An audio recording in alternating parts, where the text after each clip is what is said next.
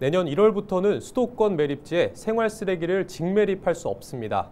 수도권 지자체들은 저마다 소각장을 확보해야 하지만 주민 설득이 어려워 소각장 마련이 계속 늦어지고 있습니다. 인천시도 광역단체 주도로 광역소각장 마련에 나섰다가 진전이 없자 1년 전 기초단체 주도로 전환했는데요. 아직 바뀐 게 없습니다. 오늘은 장정구 기후생명정책연구원 대표를 통해 늦어지고 있는 소각장 마련 문제를 짚어보겠습니다. 그러니까 이게 기초지자체가 다룬다는 것 자체가 운신할 수 있는 폭 자체가 좁기 때문에 논의할 수 있는 내용 자체가 제한적일 수밖에 없었다.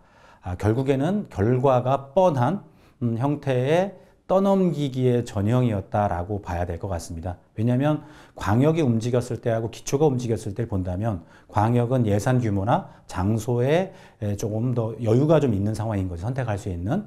근데 기초가 한다라는 얘기는 예산 규모도 다르고 그다음에 장소에 대한 선택지 자체가 아주 제한적일 수밖에 없겠다. 그런 상황에서 논의가 기초 중심으로 진행된다라고 하는 거는 결과가 뻔한 상황이었다. 이런 말씀을 드립니다.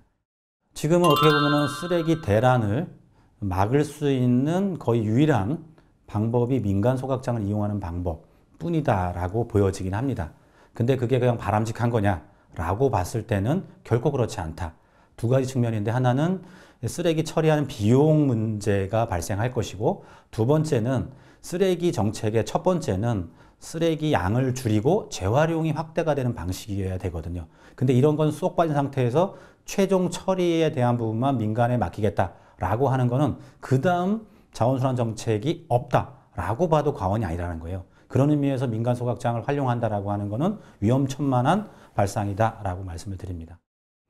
가장 이번에 마포 소각장 소송 결과에서도 나왔지만 결국 과정상의 하자였거든요. 그러니까 위원회 구성에 대한 부분, 그 다음에 전문기관 선정에 대한 부분을 이제 언급을 했는데 이게 결국 주민 수용성 문제예요.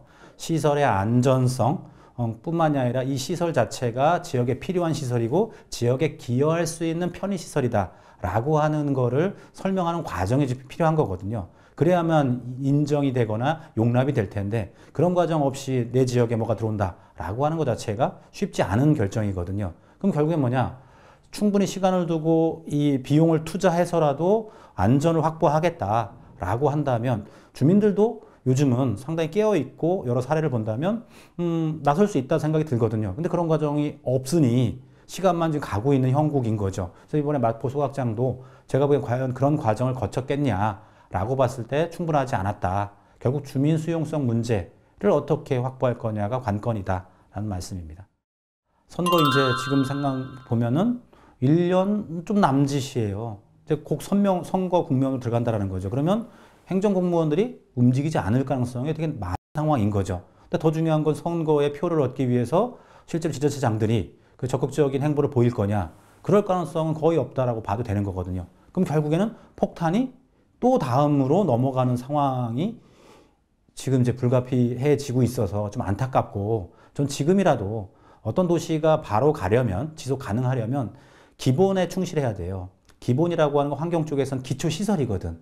소각장이든 매립장이든에 대한 기초시설, 뭐 도로와 마찬가지인 거죠. 이 시설의 입지부터 정확하게 스탠스를 가지고 주민들을 설득해가는 과정, 물론 투명하고 과학적으로 접근을 해야겠죠.